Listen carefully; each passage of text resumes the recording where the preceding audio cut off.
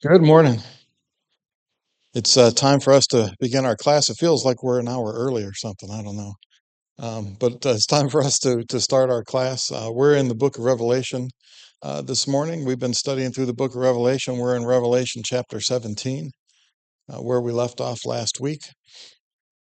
As we've been looking at this particular section of the book, he's John has been given these visions. He's been given these pictures of things to be able to share with those first century Christians about what it is that they're going through and what it is that they're going to have to deal with. And for them, it's in their future. It's in their near future. The book tells us at the very beginning that these things are shortly going to come to pass, and the time is at hand. And at the end of the book, it says that the time is at hand, and not to tells John not to seal up the words of this prophecy because the time is at hand. These things are going to come to fruition probably during their lifespan, and so they need to be prepared for this. They're going to face persecution from the Roman Empire. The persecution that they're already facing is bad enough, but it's going to get worse when Domitian comes along. It's going to ramp up, and it's going to be a lot worse. And we'll talk about that some as we get into chapter 17 here today. Um, but he's given them a picture of what's going to happen. And the main goal, the main thing that we want to see is that Christ is going to be victorious and the Christians are going to be victorious. And even though things are bad and they may lose their physical lives, that they need to stick with it. That God's going to be the one who's going to be successful, and that. Whatever Satan has planned for going after the church and going after Christians, that's not going to that's not going to work. He's not going to be victorious. And so as we open chapter 17 here, it says one of the angels who had the seven bowls. We covered the seven bowls in previous lessons. One of the seven angels who had the seven bowls came and talked with me, saying, "Come, I will show you the judgment of the great harlot who sits on many waters, with whom the kings of the earth committed fornication, and the inhabitants of the earth were made drunk with the wine of her fornication." So he carried me away in the spirit into the wilderness, and I saw a woman sitting on a scarlet beast, which was full of names of blasphemy, having 7 heads and 10 horns. The woman was arrayed in purple and scarlet, and adorned with gold and precious stones and pearls, having in her hand a golden cup full of the abominations of the filthiness of her fornication. And on her forehead was written, "Mystery, Babylon the Great, the mother of harlots and abominations of the earth." I saw the woman drunk with the blood of the saints and with the blood of the martyrs of Jesus, and when I saw her, I marveled with great amazement. And so John sees this vision. He sees this woman, and at first we might think that just on her outward appearance, that boy, she's beautiful or whatever, or um, she's arrayed in a way that maybe not like any of us would be used to as far as the luxury goes. Um, she's sitting on this beast. But she's arrayed, notice in verse 4, she's arrayed in purple and scarlet, adorned with gold and precious stones and pearls, and having in her hand a golden cup. And so you think about, well, here's someone who looks like they've got all the best of everything. Right? Scarlet and purple were hard colors to come by. They were very expensive, and so they would not be colors that poor folks would wear. They would be things that folks that were rich would have access to. So the way that she's adorned like royalty, if you will. Gold and precious stones, right? Things again that are expensive. Having a golden cup, and so on the surface, looking at her, you would think, boy, this is she looks like she's got it made. Like she looks like she's got everything going for her. But that's not the case.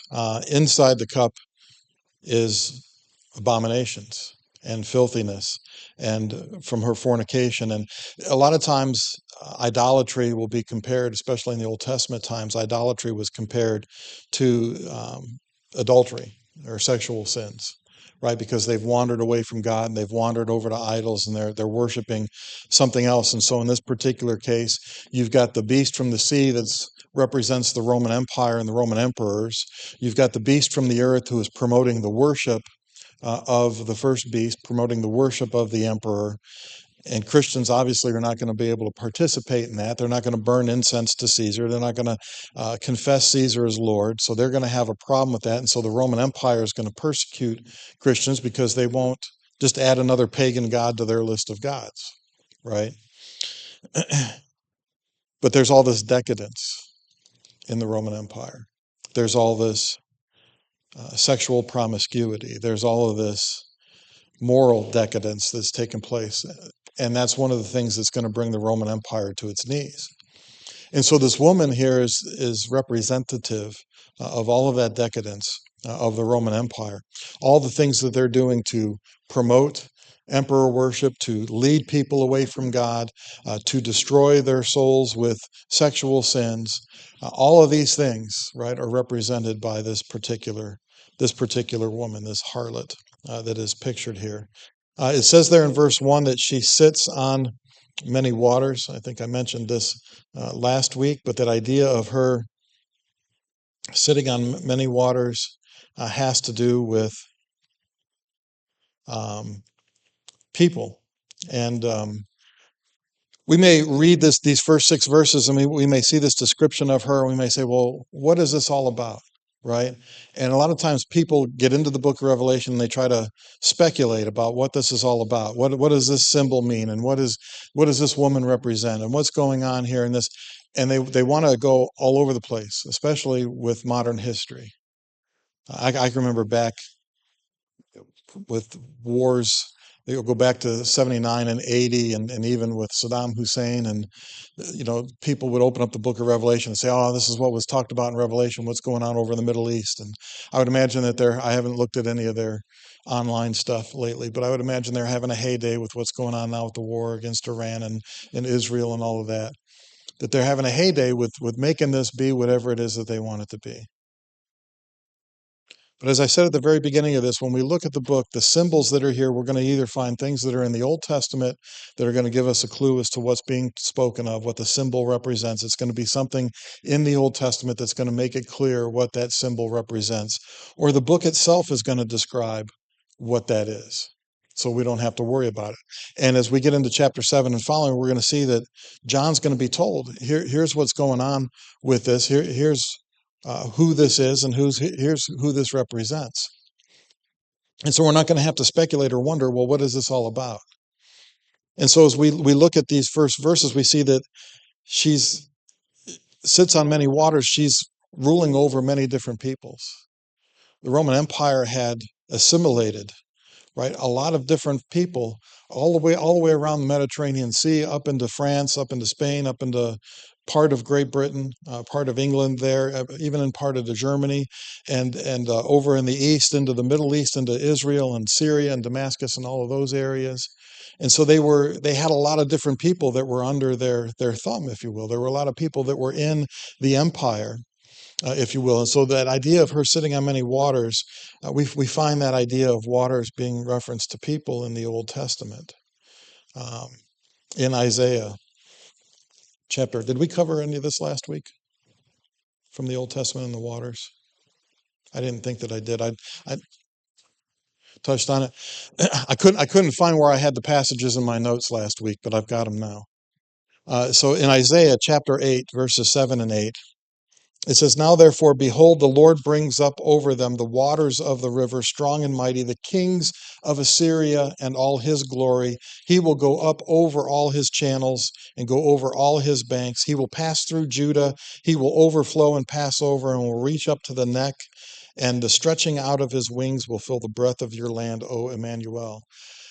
So he refers here to the king of Assyria and the Assyrians coming as a river that's flooding, a river that's going beyond its banks. And he says the Assyrians are going to come in and it's going to be like a river that's flooding. You're not going to be able to do anything about them coming in. You're not going to be able to stop them. They're going to overwhelm you.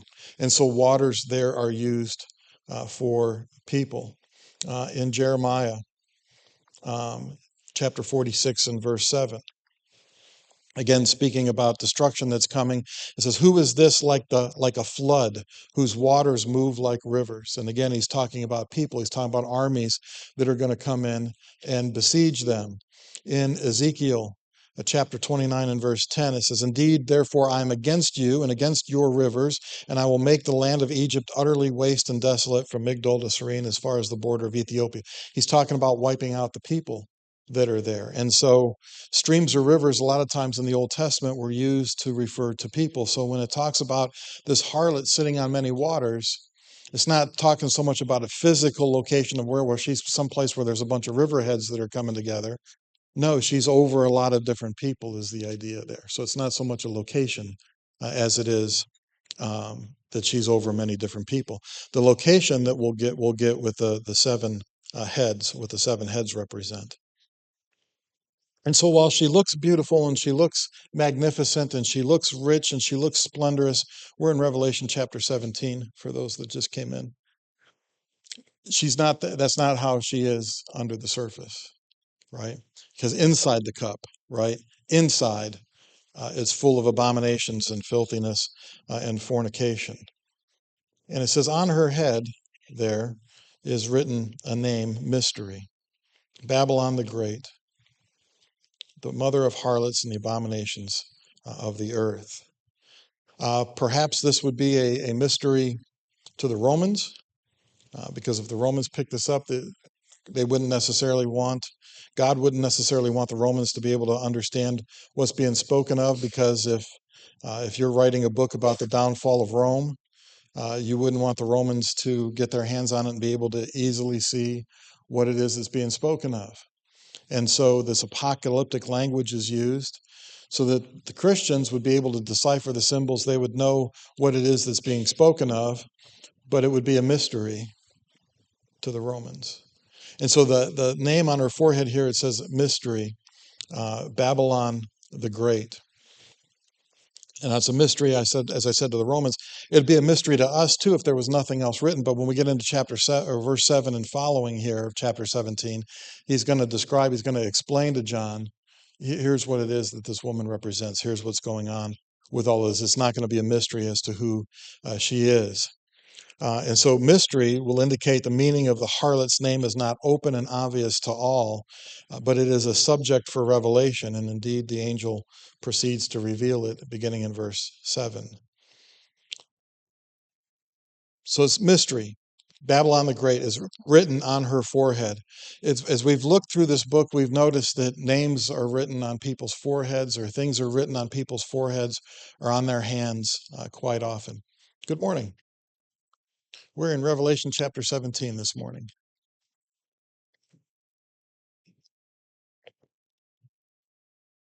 Names were frequently written on foreheads or on people's hands, or they had symbols or things, as the book describes earlier, right? God's servants were talked about in this particular way. If you go back to Revelation chapter 7 and verse 3, he's talking about the trumpets are being sounded, and there's going to be 1/3 of something that's going to be injured or hurt. It's a warning to the Roman Empire for them to repent and to come to God.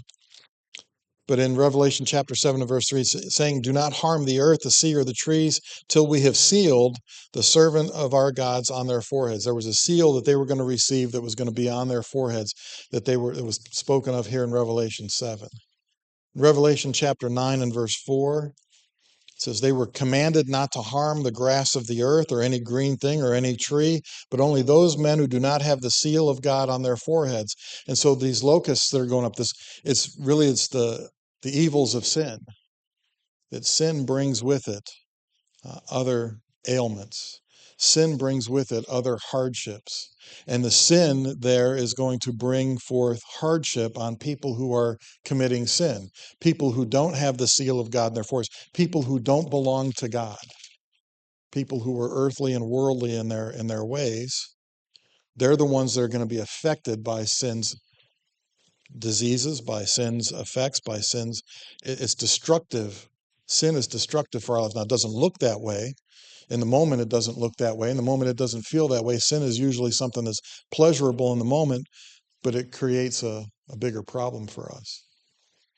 And so those locusts, that sin that was going to go out, that moral decadence problem that they had, well, it's not going to affect the people of God because they're not participating in those activities. The servants of the Lamb were similarly marked in chapter 14 and verse 1. It says there, then I looked, and behold, a lamb standing on Mount Zion, and with him 144,000, having his father's name written on their foreheads. And so we see that God's servants and the lamb servants, they've got God's name, or they've got some sort of seal that's in their forehead. It doesn't mean that there's some literal physical mark that is there. It's not like, when you become a Christian that you're branded, right? Or that you get some sort of number tattooed on your forehead or anything. It's just an indication that they belong to God. I think when we covered this several weeks ago, I talked about Toy Story.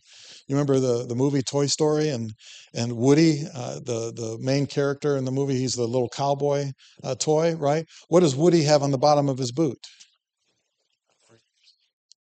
He's got a brand, right? He's got Andy's name written there. Why did Andy put his name on the boot, right? Because that toy belongs to him, right? It's his. And that's the idea, is that it's not that God has to see, okay, do you have the mark? Do you have the tattoo? Do you have the seal? He knows which ones are his, right? It's for our benefit to understand that God knows that we belong to him, right? And it's that idea that we belong to him. On the other side, you've got folks who belong in the beast's camp. You got folks that belong in the emperor worship camp. You got folks that belong in the we're going to kill Christians camp, right? And what do they have in Revelation 13:16? Talking about that beast from the sea. It says, he causes all, both small and great, rich and poor, free and slave, to receive a mark on their right hand or on their foreheads. So the evil people, they're marked as well, but they're marked in a different way. They don't have the seal of God. They've got a mark that comes from the beast.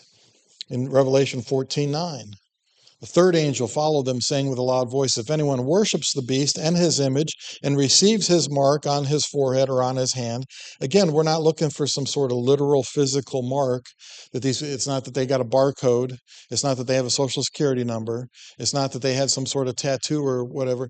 It's that they've been marked because, they know because they've seen them, right, at the pagan rituals, or they know because they've seen them burning incense to Caesar, or they know because they've heard him confessing Caesar as Lord. They're known to that group of people that they belong to them, that they belong to the beast.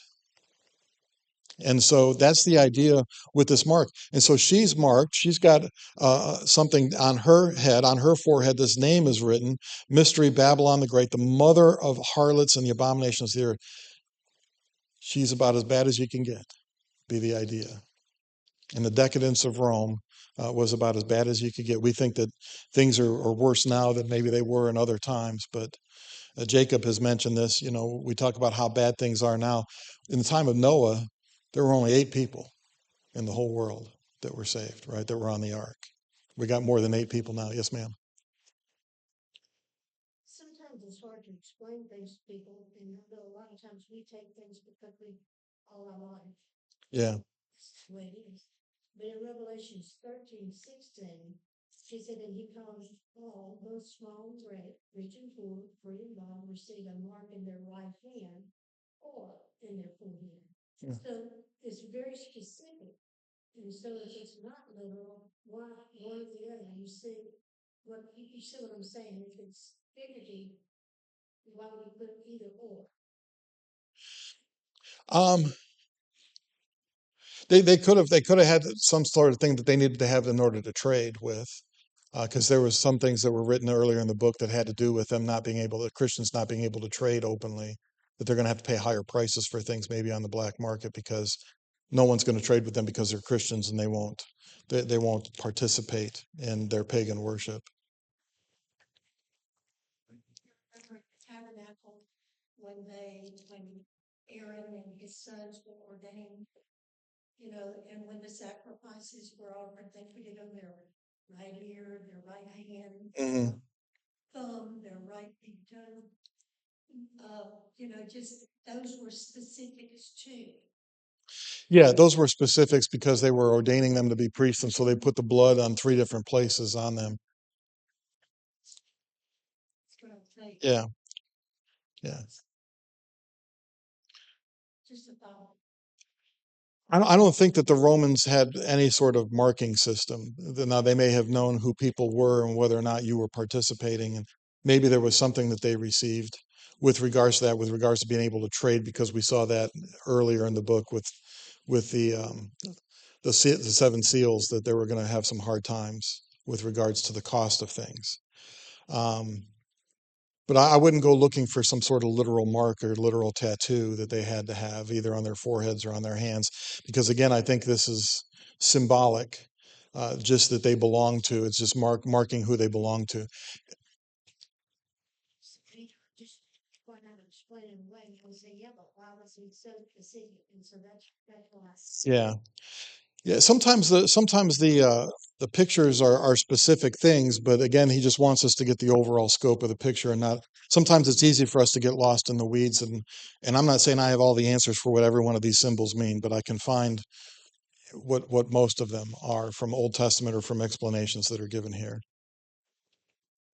But the idea is that it marks who it is they belong to. So we see that this woman, the Roman Empire, right, that all the decadence that's taken place, of Rome because of their economic prosperity, and that's a lot of times economic prosperity leads people into various different sins and covetousness, and moral decadence, and so that's not unusual that would be the case.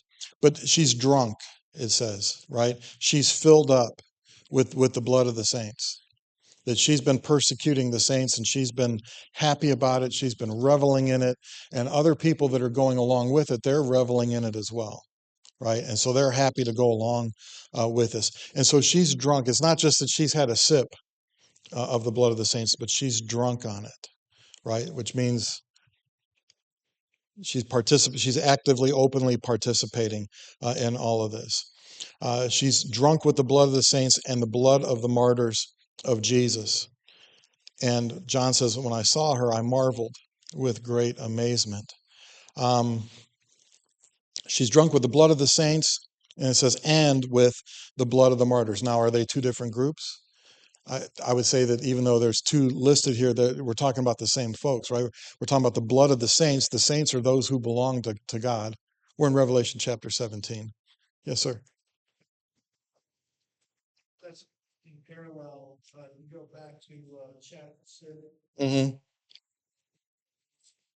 They tied up. O sovereign Lord, I wasn't sure how long before you judge of any outline or those who will dwell on the earth. The people that were saying that were the souls of the people who have been slain. Yeah, read verse 9 with that as well. I saw under the altar of the souls of those who have been slain for the word of God, where the witness they have been. Okay, so yeah, Morgan's reading my notes back there. Revelation chapter 6 talks about this, right? The idea that the saints and the martyrs, well, who are these people? Well, the saints are not a special group of people who have been dead for 5 years and performed 2 miracles after their death, right? And been ordained that way. Saints are all those who follow Christ, right? They're Christians. And so she's drunk with the blood of the saints and with the blood of the martyrs. And so again, we're not talking about, well, the martyrs, are they a special group? Are they a different group? No, they're some of the saints have been martyred. Some of the saints have been killed. That word that's used there for martyrs, it's the same word that's used for witnesses. It's the same word that's used for testimony, right? Who are these folks? Well, in chapter 6, verses 9 and 10, as Morgan read, these are the souls under the altar who have been killed. They've been martyred. Why? For the word of God. Because they continued to preach the word of God and they wouldn't stop preaching the word of God. And so she's been drunk on the blood of them. She's killed them. And so they were under the altar, those souls under the altar, crying out, "Oh Lord, how long before you're going to avenge us?" Well, we're starting to get the answer to that, right? Here's this harlot who's introduced, who is the third of Satan's allies. He's recruiting to go after the church as a whole. He's using the beast of the sea, which is the civil power of the Roman government and the emperor. He's using the beast from the earth, which is the religious power of the Roman Empire, promoting the emperor worship. And he's going to use this harlot, all of this moral decadence, all this stuff that looks good on the surface, looks like it would be fun to participate. But there's pain and there's agony and there's anguish and when you participate in that. And so he's going to use those three things to go after the church as a whole. He's going to use these three allies to go. And who are they going to go after? Well, they're going to go after the martyrs. They're going to go after the witnesses. They're going to go after those who have the testimony, right? Those who bear testimony. The Greek word here is martus, or sometimes a martyrion, depending on the ending that is there. But it's where we get the English word martyr from. It comes from that Greek word. right? But it means one who is a witness or one who bears testimony. They were martyred. They were killed for their beliefs. And so they want to know, when are you going to take care? Well, God's in the process of telling them, here's what's going on with all of this. When John sees her, it says there in verse 6, that he marveled with great amazement. And so John sees this woman drunk with the blood of the saints, further described as martyrs who bear the testimony. The harlot had not slain just one or two of the saints, but a great number. This also implies she enjoyed the process. When she persecuted the church, she did not think of herself as performing some sort of distasteful but necessary duty. She rejoiced in it, the way that a drunkard rejoices in his wine. Right? She was drunk on the blood of the saints. Drunk is a present participle, means a continuing state. She continues to get drunk on the saints. She didn't just do it one time and then quit. She's continuing to do that. And so when John looks, he's greatly astonished, or he marvels with great amazement. This could be the contrast between what it is that he saw with what it was that he expected. He says, I'm going to show you the judgment of these things. And then he sees this woman who's glamorously arrayed in all of these rich, expensive things, right? He'd been invited to look at the judgment of the city. Instead, he sees this harlot who's magnificently arrayed. It's also possible that he marveled with great amazement because maybe now, for the first time, he sees all the dangers in that decadence of Rome. He sees all the dangers that are there in the Roman Empire. He sees the true nature of the Roman Empire here with regards to this harlot. Any comments or questions through verse 6?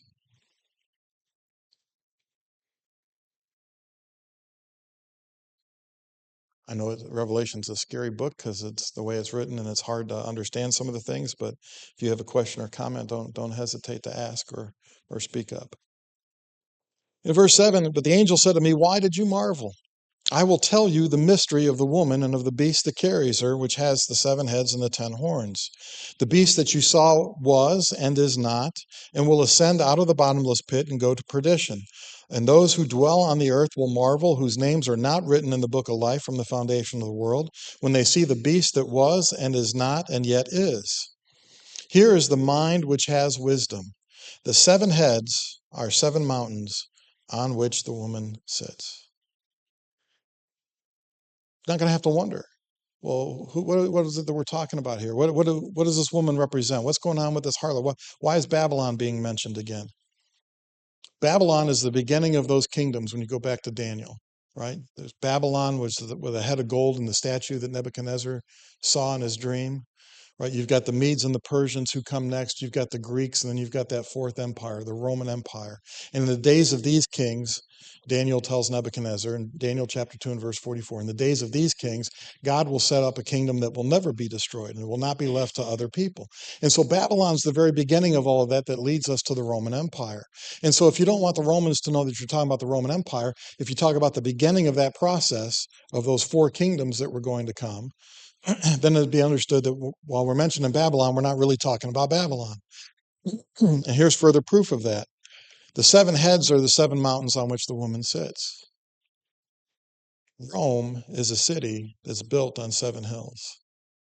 And it's referred to that way in ancient literature. It's referred to that way in this particular time period by other writers outside of the Bible, that Rome is a city that sits on 7 hills.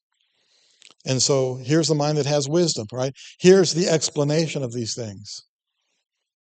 The woman, the 7 heads are 7 mountains on which the woman sits. So she's not sitting over in Babylon on the Tigris and the Euphrates River. She's ruling over many peoples, but she's here in Rome. That's the city. So he says, I'll show you the mystery, right? I'll show you the mystery. Why did you marvel? He says back in 7, I will tell you the mystery of the woman and the beast that carries her. Notice, if we want to look at it literally in the singular or plural, there's one mystery of the woman and the beast, right? Not 2 mysteries, but one mystery of the woman. Who's the woman and the beast that carries her? What does this have to do? They're intimately together, the woman and the beast, right? She's riding on the beast. She's on the back of the beast. The beast is carrying her along, right? All this decadence that's come has come because of the Roman Empire, because of what the Roman emperors have done in conquering other territories, right? That all this wealth and all this decadence is available there. And so they're intimately together. The beast is again characterized by his head and the horns. The beast that came up out of the sea in Revelation chapter 13:1 has 7 heads and 10 horns. She's riding a beast that has 7 heads and 10 horns. That's the beast that he says that you saw that was and is not. And at the end of verse 8, the beast that was and is not and yet is. It looks like with regards to this beast, there's something where it looks like the beast was destroyed, but the beast wasn't destroyed, it's back. And that beast that comes out of the sea is described the same way, that it had what looked like on one of its heads, it had what looked like a mortal wound, but it had been healed. When we covered that in the past classes, we talked about when Domitian comes along, they're going to think that it's Nero reborn. They're going to think that it's Nero reincarnated. Because Nero was one who persecuted the Christians, and Nero was one who was basically nuts, right? And they saw him as being crazy. And so this crazy person, he's out of the way now, and so now we've got some better emperors that come along. But when Domitian comes along, they're going to think, man, this is Nero on steroids. They didn't have steroids then, but if they did, that's what they would have called him. They would have called him Nero on steroids because they thought, man, Nero is back. All this craziness is back. Domitian demanded to be worshipped as God. Demanded it. It wasn't optional. And so this idea of the beast that was and is not and yet is, it carries with it that same idea that we saw back in Revelation chapter 13 about this beast from the sea that looks like it's been slain, but it hasn't been slain. It's still here. And as a reference again to Domitian and the cults that were around at that time that thought that Nero had been reincarnated. Sometimes the beast is referred to in Revelation as the ruler with regards to the emperor. Sometimes it's used in reference to the kingdom with regards to the empire. Don't get lost in that. It's representing both of them, yes. When Christ died, did he crush the head of Satan? That's where my mind went when you were talking about the head showing an imprint of that having been retained or whatever. Yeah. But I don't know if it's rightfully that it. Well, this is talking about the spiritual battle that's taking place between God and Satan, right? And this is kind of from chapter 12 on, we're kind of getting a peek behind the curtain of the spiritual battle that's taking place.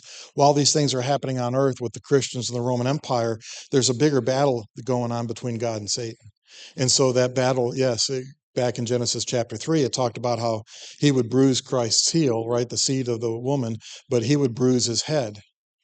Satan is going to lose, right, in this. Satan lost when he thought he'd won when Jesus died on the cross because he was resurrected and now all of our sins can be forgiven. And so the accuser can't get at us that way anymore, right? So he's using other tactics. His power is going to be limited. So his head's going to be bruised at the end of all this. And we'll see that when we get to chapter 20, that Satan's head will be bruised or that his power will be limited. He's going to be bound for 1,000 years.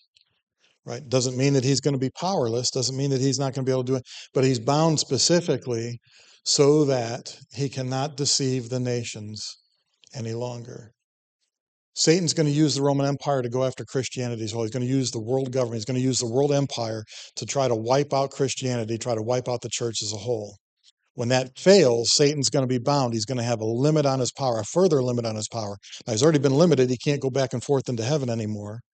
We saw that in chapter 12 in that summary of the battle that takes place between God and Satan.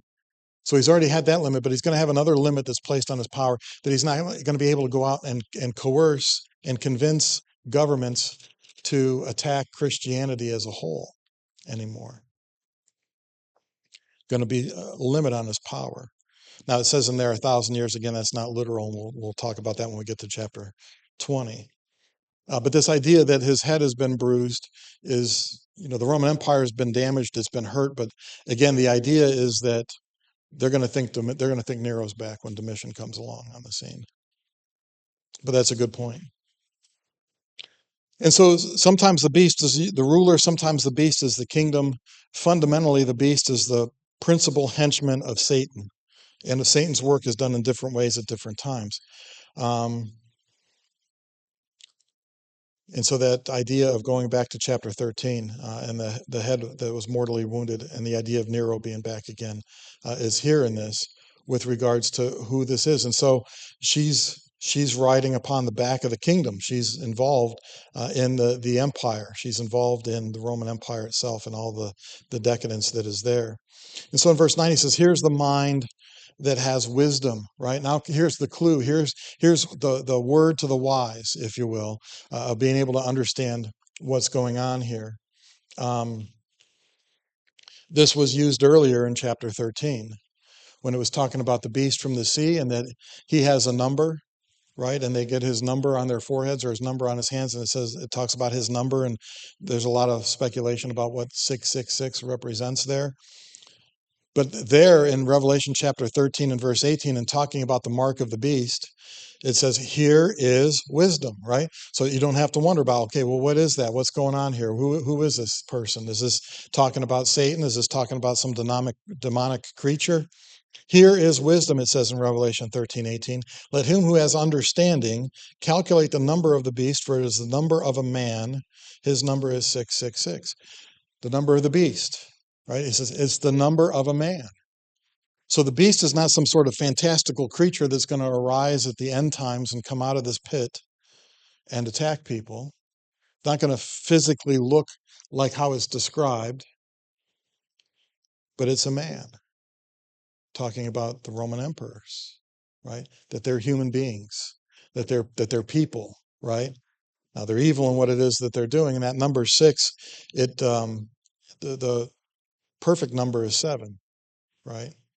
Perfect. The numerology meant something to the Hebrews as far as in ancient times they would use numbers to represent things. 7 was a number that was representative of perfection. Well, 6 falls short of that, right? It doesn't reach perfection, it falls short. And so the idea of 6 is something that failed, something that didn't last, something that fell short. And so if his number is 666, he fell short, he fell short, he fell short. He's a 3-time loser, is kind of the idea behind that.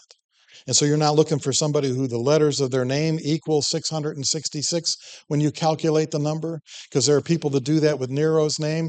You have to take Nero's name, I think, I can't remember if it's Latin and translated to Greek and then back to Hebrew, and then you've got to misspell it, and then you can get to that number. But that's the only way, you'd have to translate it twice and misspell it in there in order to get the number to come out right. But there are people that say, well, that's Nero.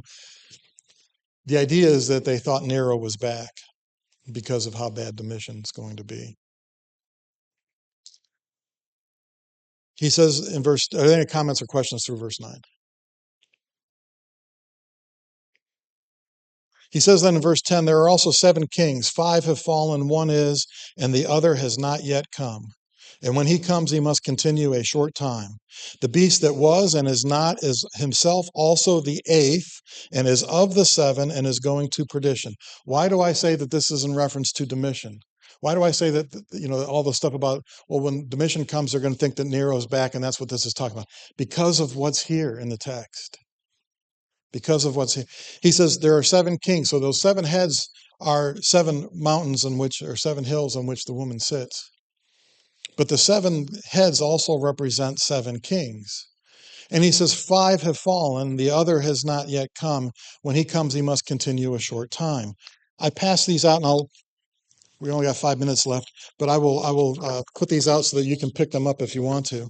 But when you look at the emperors of Rome, and we don't start with Julius Caesar because he didn't accept the crown, he was assassinated before he became an emperor. He was leaning in that direction.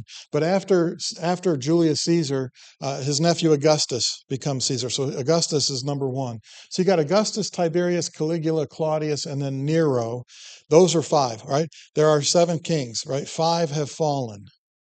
Nero's already gone. Nero died in 68 AD. Nero's already gone.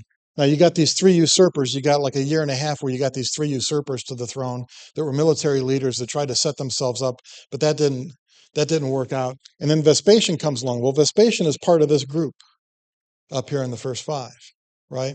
So there are 7 kings. 5 have fallen. That would take us through Nero. 1 who now is. That would be Vespasian, who ruled from 69 to 79 AD. 1 who is, present tense, currently in power. So when is John writing this? Well, John's not writing this in 96. If you notice, Domitian rules from 81 to 96. Why would John write a book in 96 AD to warn the Christians about Domitian, whose reign is at an end in 96, and say he's coming and you got to be ready for him? Has to be written before that, right? Has to be written during the time of Vespasian, so sometime in the 70s, probably mid to late 70s is when the book is probably written. There's one who now is, one who's going to come for a short time. That's Titus. Titus only reigns for about 2 years after the death of Vespasian. So look again at that. 5 have fallen, one is, the other has not yet come. And when he comes, he must continue a short time.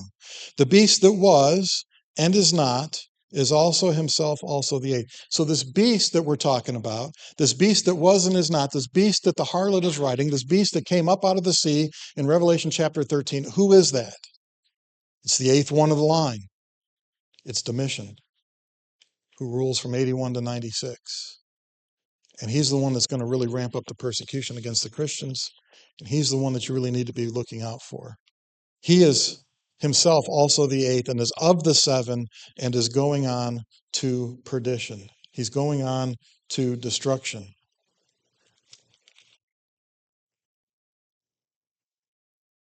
When we dig into the text is complicated on its surface. But when we dig into the text and we look at what's there and we look at what's written there, it was meant for them to be able to understand it. And I think we can understand it too. Don't get lost in all the little things in the symbols.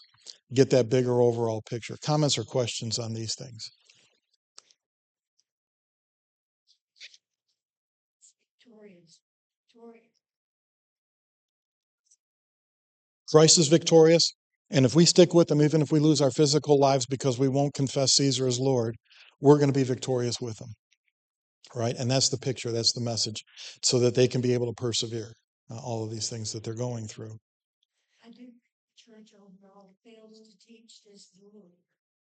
And it is scary for children when they hear this and they're not taught. Because the world's teaching it in the wrong way. Oh, there's a lot of different things. There's a lot of different, some of it's nonsense, but there's a lot of different things that are out there in the world with regards to what's going on in this book, and they want to try to take a literal reading of it. And that's the problem, is that you have to understand the genre, right? You have to understand what it is. You're looking at apocalyptic literature, and so it's not meant to be taken literally. It's meant to be taken differently. You don't read Psalms the same way that you read Leviticus. Right? One's a book of the law that here's the regulations and here's the requirements and here's what it is that you have to do and here's the way that you have to do it. And the other one, Psalms, you got poetic language that's used, right? In Proverbs, right? Train up a child in the way that he should go, and when he grows old, he will not depart from it. Is that true all the time? No, it's not true all the time, but it's generally true, right? It's generally true. And so there's poetic license that's allowed with Psalms and with Proverbs. It's a different style of literature. And so it's important that we understand from the very get-go the style of literature that we're looking at with regards to the book of Revelation, because it's not like reading Leviticus. It's not like reading the gospel accounts. It's not like reading, it's more like reading maybe some parts of Daniel and Ezekiel, because there's some apocalyptic language that's in there too. Now, if you cross-reference what we looked at here in Revelation 17 with Daniel chapter 7, you're going to see in Daniel chapter 7 it talks about 10 kings, not 7. But it says there's 10 horns. It talks about those 10 horns being 10 kings. It says, but 3 of them have been plucked out by the roots. So that we're now talking about 7. And we're talking about the 8th one that you have to watch out for. So in Daniel, it matches with Daniel, but in Daniel, he starts with 10 and says 3 of them have been plucked out. Well, if you take Galba, Otho, and Vitellius, who usurped to the throne, as 3 of those who weren't legitimate, right? They were plucked out by the roots, then you can go from 10 to 7. And it matches up. And the scripture references are here in Revelation and in Daniel. If you want to look at that for further study, I'll make these available. I'll leave them right here. If anybody wants to grab one, they can grab one after class. Any last minute comments, questions, or snide remarks before we break for worship?